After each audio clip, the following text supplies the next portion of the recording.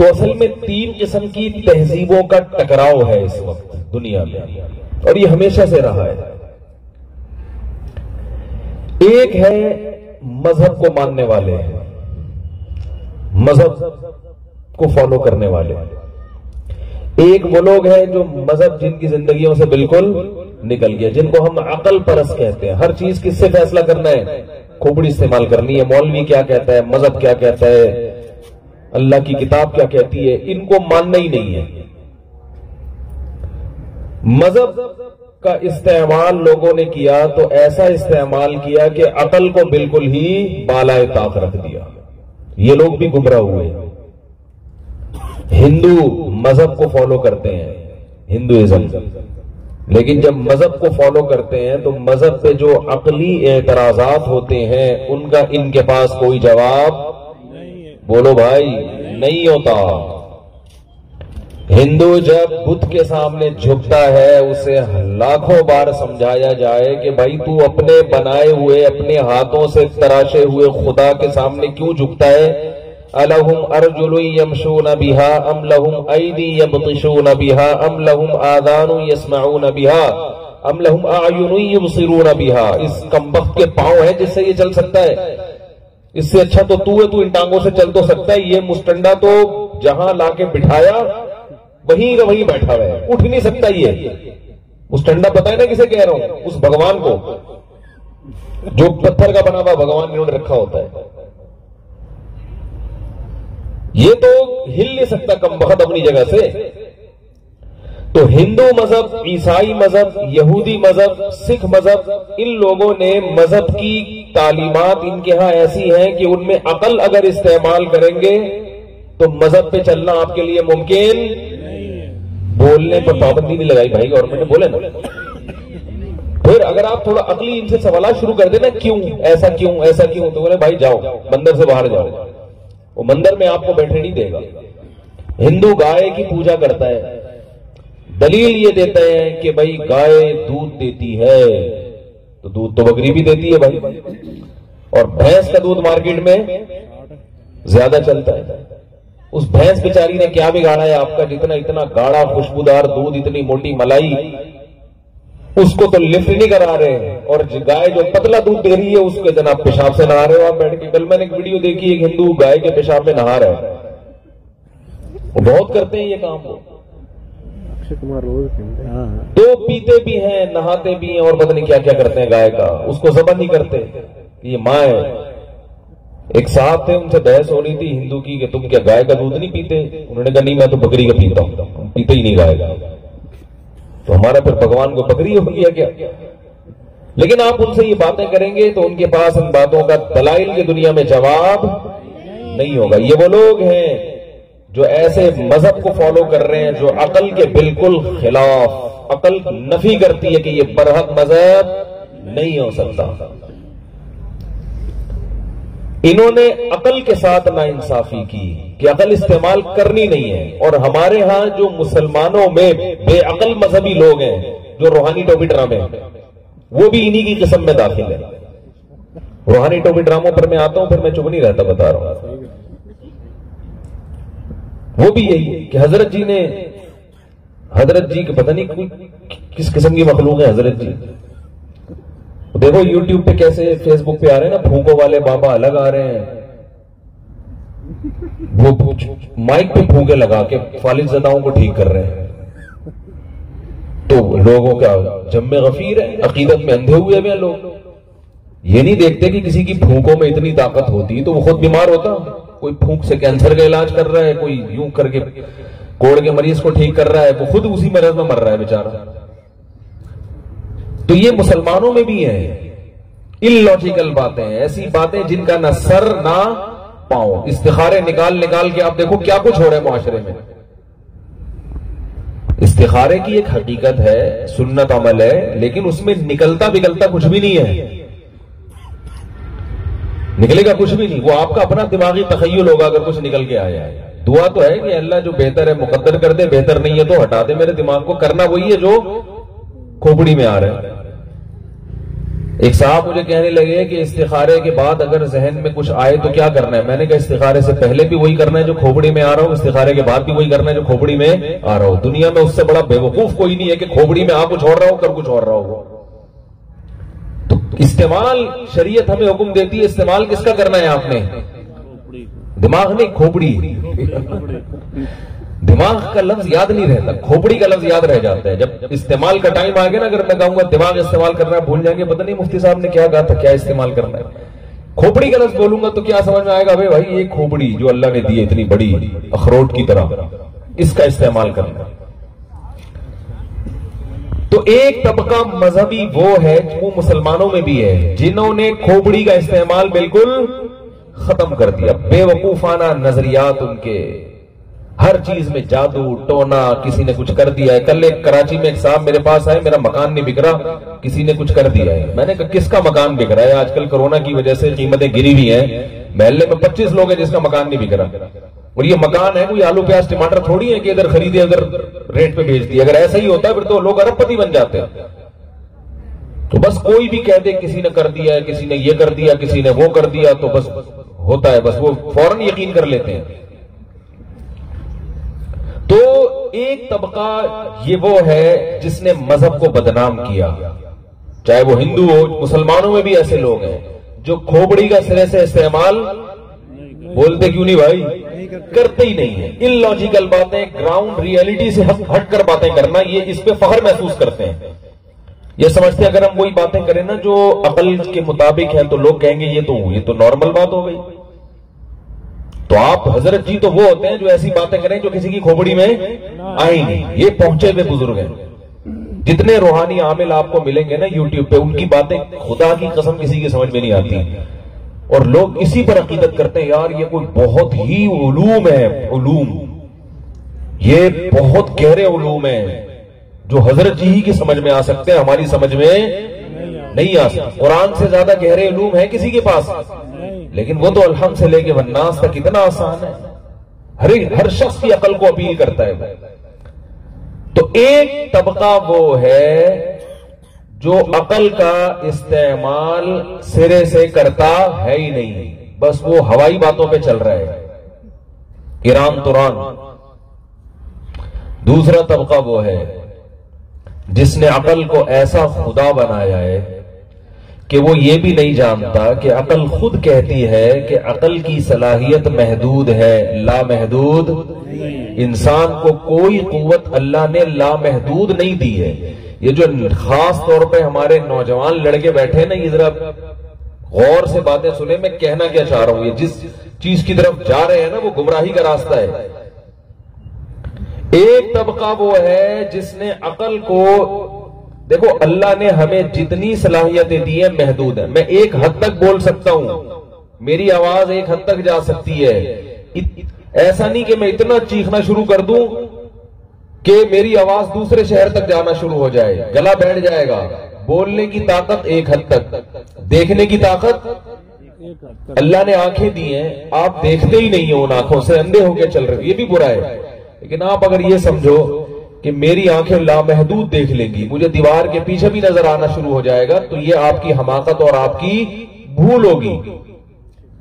आपके हाथों में वजन उठाने की सलाहियत महदूद है, लामहदूद नहीं है। तो ये कैसे मुमकिन है कि अकल लामहदूद चीजें सोचना शुरू कर दे?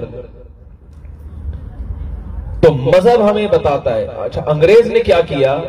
उसने अकल का गैर जरूरी इस्तेमाल करना शुरू कर, जहां अकल रहनुमाई नहीं करती वहां भी उसने खोपड़ी इस्तेमाल करना शुरू कर दिया। जब उसने देखा ना हम अकल की ताकत से मोबाइल बना सकते हैं, जहाज बना सकते हैं, रॉकेट बना सकते हैं, खलाई सैयारों को आसमानों में भेज सकते हैं, और अकल की ताकत से हमने मेडिकल साइंस में इतनी तरक्की की, तो वो समझा बेचारा गलतफहमी में आ गया कि अब अकल से दुनिया का हर काम मुमकिन है। उसने कहा कि भाई सब कुछ हो सकता है, हालांकि नहीं हो सकता।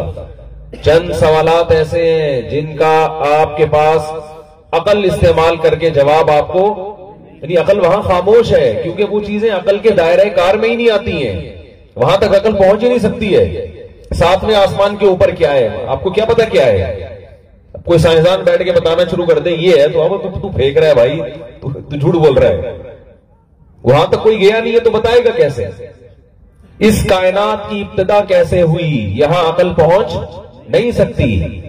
पहला इंसान दुनिया में कैसे आया, ये अकल का काम नहीं है, इसका ताल्लुक हिस्ट्री से है। देखो पाकिस्तान कैसे वजूद में आया, ये कोई साइंसदान बताएगा? बोलते क्यों नहीं? ये लेबोरेटरी में पता चलेगा। इसका ताल्लुक हिस्ट्री से है। मुखबिर सादिक बताएगा, जो सच्ची खबर देने वाले लोग हैं उन पर एतमाद किया जाएगा कि भाई वो बताएंगे कि पाकिस्तान किसने बनाया, कैसे बना, उस वक्त क्या हुआ, किस सन में बना। ये साइंस और मेडिकल साइंस का टॉपिक नहीं है। अभी चीजें भी डॉक्टर से जाके आप पूछो कि पाकिस्तान किसने बनाया, क्यों बनाया, डॉक्टर कहेगा भाई मुझे क्या पता, मुझे तो ये पता है तेरे गुर्दे क्यों बनाए गए, क्यों और किस काम के लिए बनाए गए। गुर्दे के बारे में मैं तुझे बताऊंगा, पाकिस्तान के बारे में नहीं बताऊंगा।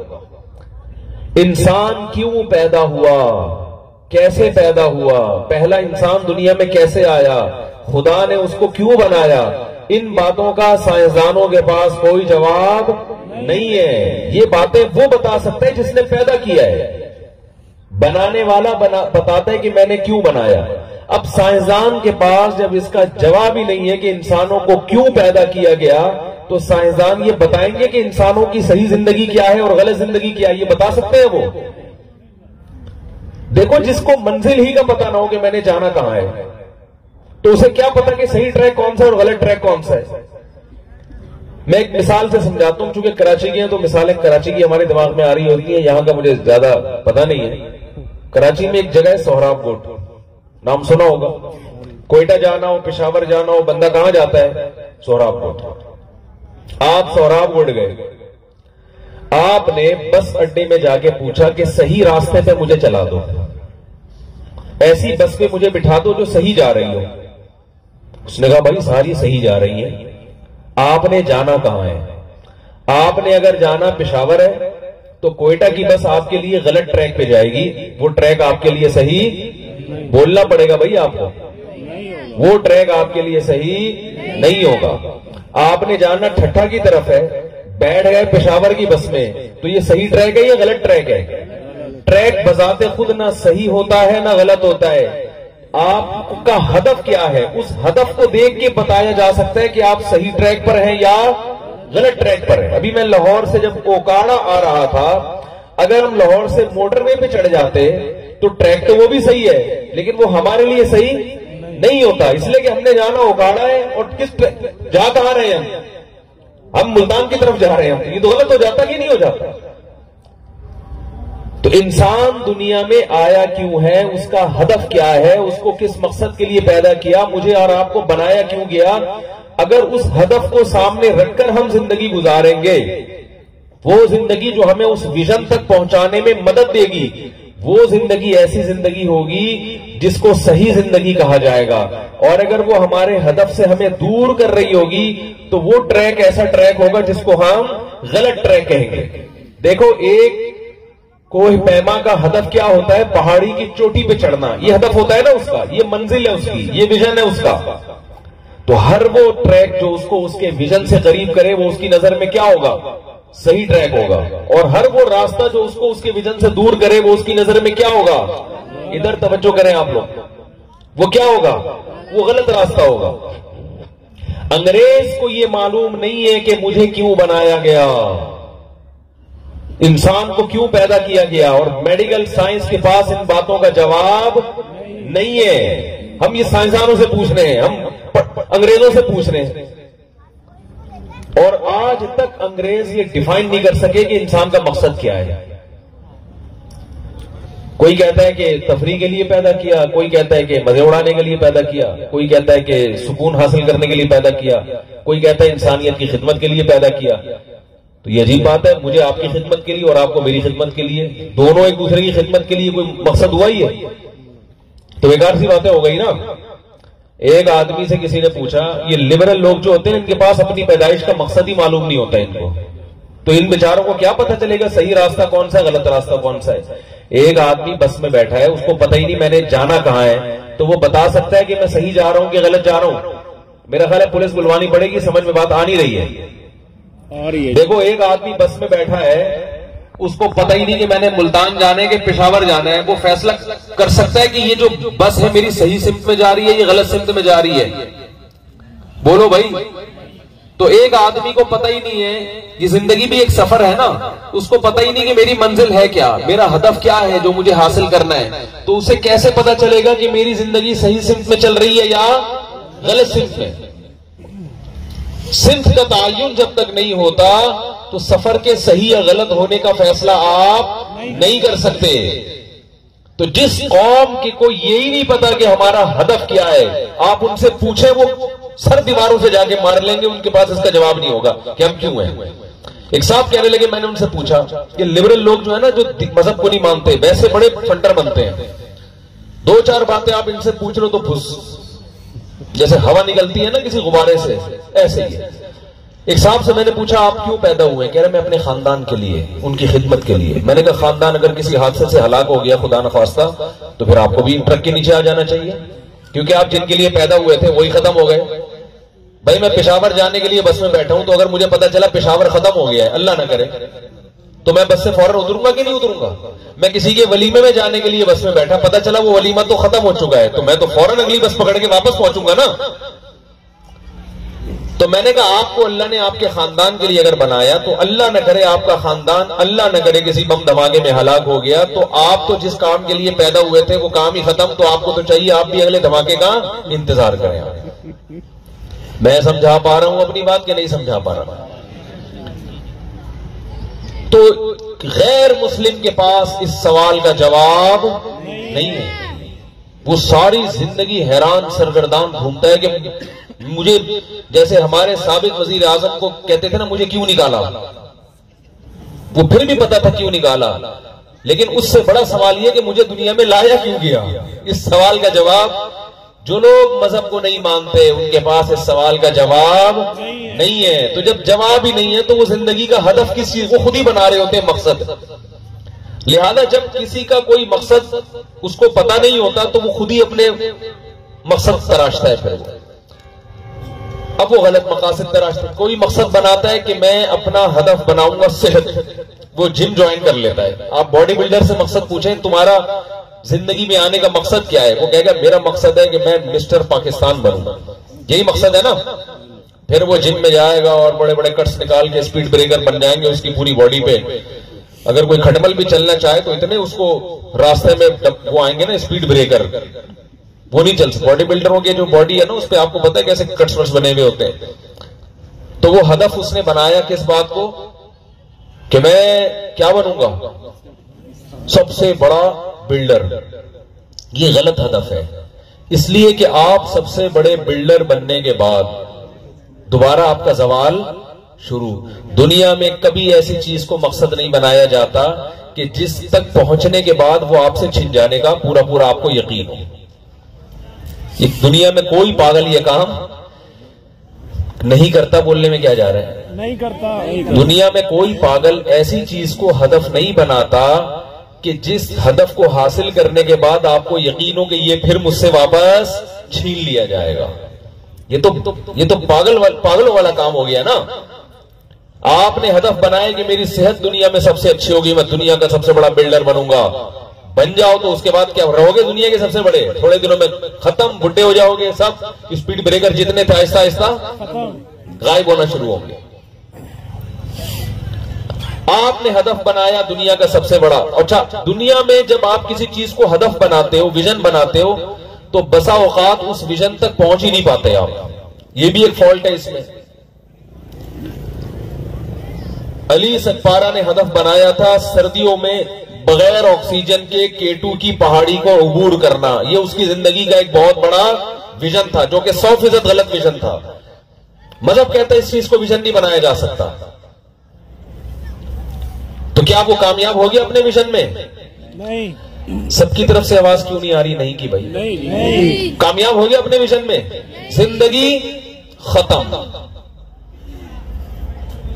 अली सकपारा के बेटे ने कहा कि मैं अपने बाप का ख्वाब पूरा करूंगा। मेरे बाप का ख्वाब था केटू की पहाड़ी की चोटी पर सर्दियों में बगैर ऑक्सीजन के पहुंचना।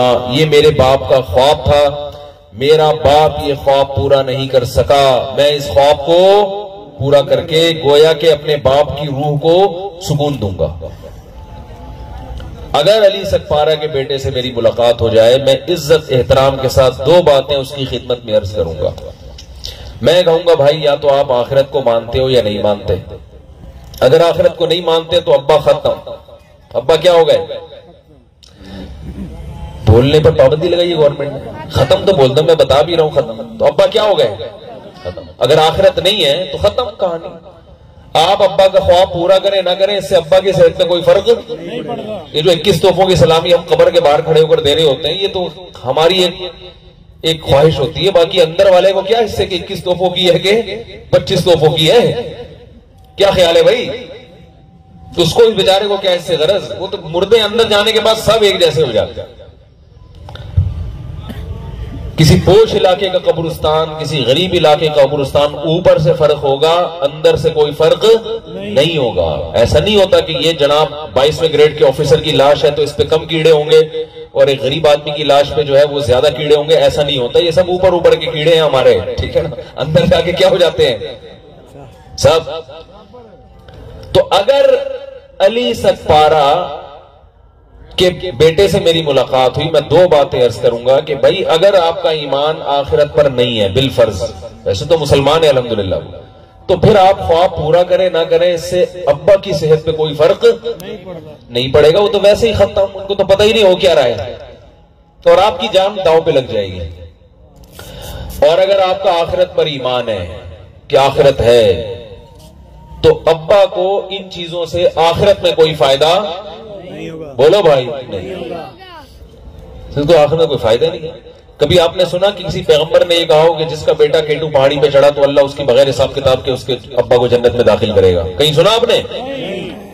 कोई हजरत ईसा अलैहिस्सलाम ने फरमाया हो, या हजरत मूसा अलैहिस्सलाम ने एक दफा फरमाया हो, या हदीस में आता हो, या किसी सहाबी का कौल हो कि जिसने केटू की पहाड़ी सर्दियों में बगैर ऑक्सीजन मास्क के अबूर कर ली तो अल्लाह उसके अब्बा को जन्नतुल फिरदौस में पहुंचाएगा? कहीं सुना आपने?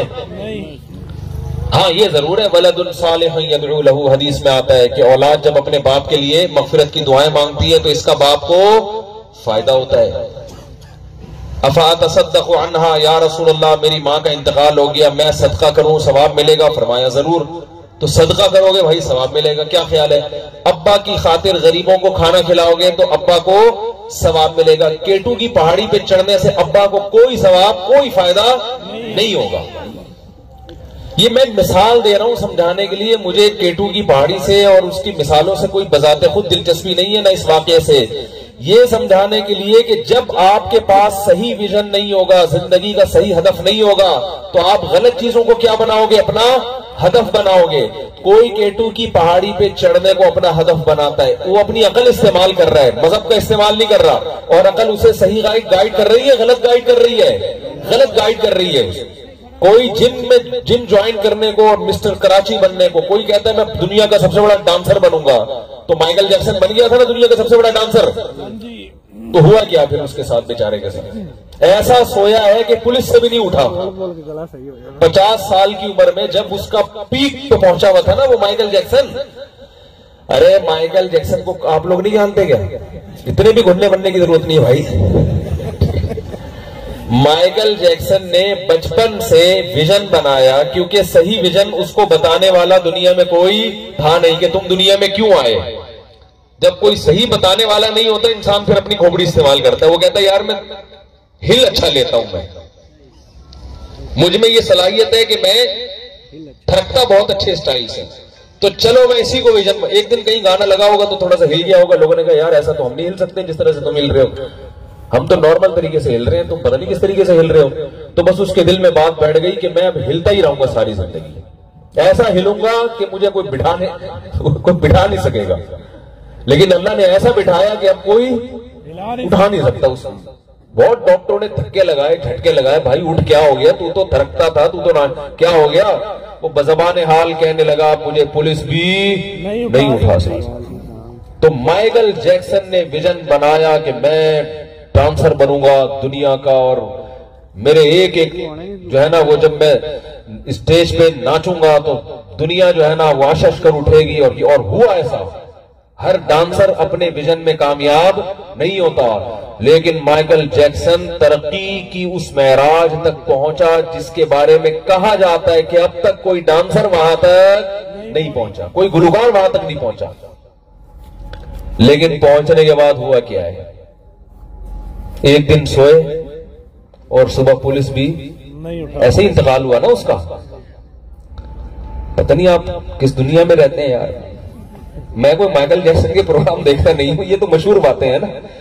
माइकल जैक्सन 50 साल की उम्र में इतना सेहतमंद कि हर वक्त डॉक्टरों की टीम, उसने गुर्दे बुक करवाए हुए थे कमबख्त ने, माजरत के साथ।